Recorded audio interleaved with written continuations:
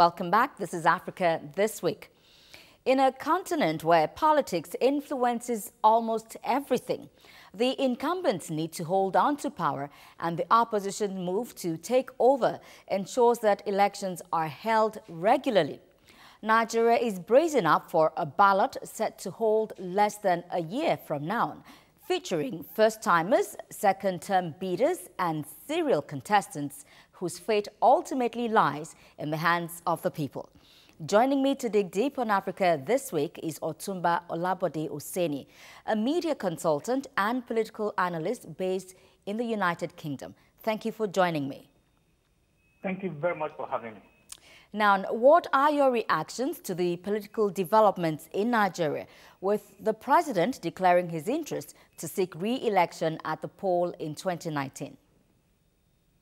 Thank you. Let's start by saying it is the constitutional right of the incumbent and also constitutional right of other hundreds of people who have shown interest in wanting to run for the presidential election whenever it comes up. Nothing is wrong for any incumbent to want to seek for second time or third time, depending on the arrangement in the constitution of that country. In our own country, it's only 2 times that is recommended in the constitution. So if the president said says he wants to run for the second time, fair enough. The only thing here is, and as it is, other people have also been showing interest. It is a competition where usually there will always be a winner. And the umpire, being the INEC, if they have put all the necessary structure in place, so the only thing we now have to wait for is the people. And the people, they're the most important part of this business. They have this huge amount of power because in our own case, every 4 years, they will exercise their right to elect, not select, elect the person of their choice. So it's a case of we will have to wait for the electorate to take this decision once in every 4 years of their life. And going by the decision of the president, it's also very simple. In most countries all over the world, people who want to seek for the second or third time, or even for the first time, they will have to show enough good reasons. I mean, the achievement, what they have achieved in the first 4 years given to them, why they want to go for the second one. So again, it will have to be a situation where the people of Nigeria, whom I believe they are becoming very sophisticated, they are becoming more informed, they know exactly what they want. So the president will have to tell them what he has done to earn him the second time. Indeed. Well, the president said his declaration was born out of a clamor by Nigerians that he should contest. Is this a relative truth? And what do you think is the president's selling point?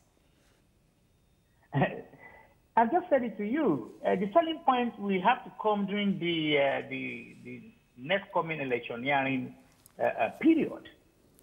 Whether the new or the old, they will have to tell the electorate what they can offer and what they have done. In case of the president will have to show the list of all his achievements. Again, like I said, the electorate of Nigeria today are quite different from that of even 10 years ago. So they know what they want. They know what they have gotten from this government. They know what they should have gotten and they do not have. So it's very simple. The president, his handlers, his campaign committee, or whatever he puts together to want to re-elect him, they will have to convince, they have to show Nigerians, the electorate. Because here, what we need to understand here is the electorate is the most important part of this discussion. They are the one who will have to weigh for and against. They are the ones that will have to say, oh yes, we have not been fobbed. We've been told this is going to happen, it happens. We've been told this is not going to happen, and it not happen. So they are the one who is going to decide, and that is the truth. There's no other better explanation for an election that, number one, like you said, in the case of the president, he will have to tell the world or the people of Nigeria why. So for me, that's the sentiment that people who are asking to run. No, they will have to prove to the people of Nigeria what they deserve. I mean, what they've done for re-election of the president. Well, talking about President Buhari's achievements now, Nigerians have been reacting to the president's official declaration with, I must say, divergent views. Now, how would you assess the President Buhari-led administration amidst economic and security challenges within the last 3 years? Thank you. For me, I listed 3 main areas of what a government should do. The first is security, because when you look at the constitution of any country, the primary preoccupation of the government is to provide security. And it's only when the security is in place, that solid, people can invest in different kind of economy. And then, of course, the economy being the second. And the third one is also when an average citizen of a country is able to wake up in the morning and have access to basic things of life, not luxury. So in this situation, again, like I said earlier on, the people of Nigeria will have to give assessment of the security they have. Are we have to contain? With the problem of kidnapping? Do we have more Yahoo boys around the area? Do we have employment? Do we have enough of our children employed? Are they hopeful to get anything? Are the roads good? Are there any Medicare in place?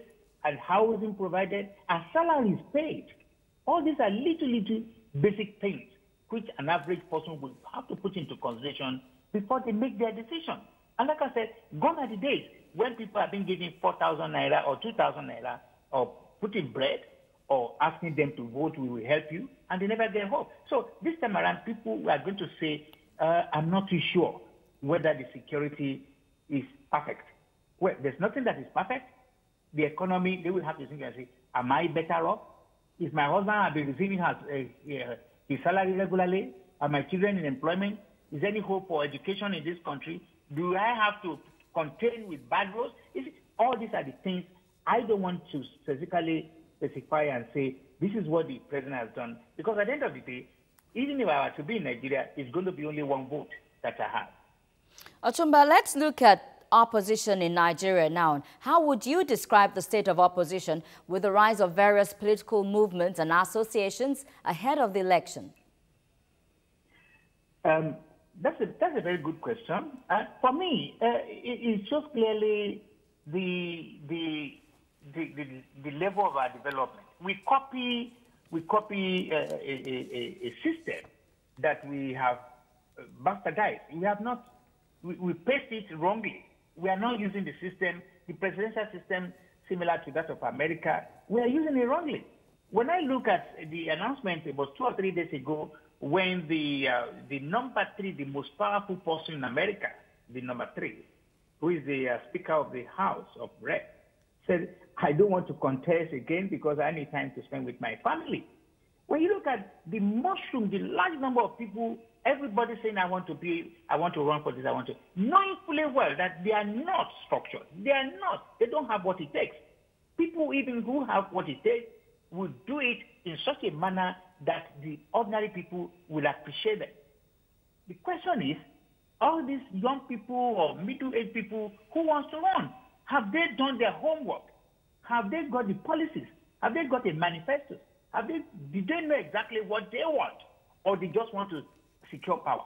All these are the things. So again, it's going to be very difficult for me. I'm only relying that majority of the electorate will go and register, because the decision to make or break the 2019 election is in their hands. They are the one who will have to take that decision. And that is why your organization, me as a broadcaster, and many other people all over the world who are in the business of media should help the ordinary people to educate them, disseminate information, all the things they need. Because if you leave it in the hands of the politicians, they will be making promises they cannot fulfill. Talking about the electorate now, what are your speculations on the elections with less than a full calendar year to the elections? again, as I said, like it is now upon you, myself, and other who are in the media business to help the electorate. We're not going to tell them to vote for A, B, C, D, but to help them to get as many information as possible, information that will impact them, that will make them to take a reasonable, sensible decision. Because do not forget that every time an election is conducted, once the election is won by Mr. B or Mr. C or anybody, their lives, what they do with it for the next 4 years, they will not have any say anymore. And Nigerian electorate have gone through that for the last 57 years. They have voted, the people have taken advantage of their votes, because these politicians know very well that they cannot assume power, they cannot claim any form of power without having the power, the power of the people. So, but they have not used it to support the people. And that's why I want to repeat, it is an opportunity for people like me and you to help the ordinary people to get to understand that this time around, they must sit down with their friends and family, work it out, who is the best candidate, who is the best party to vote for. And I hope and pray that this decision will be taken by these people in order for them, for the next 4 years, go beyond 2019, that will have a better life. Because if I look at what is going on indeed, that's where we're going to have to leave it now. Nigerians should empower themselves with their voter cards. Otumba Olabode Oseni, media consultant and political analyst in the United Kingdom, thank you for joining me on Africa This Week. Thank you.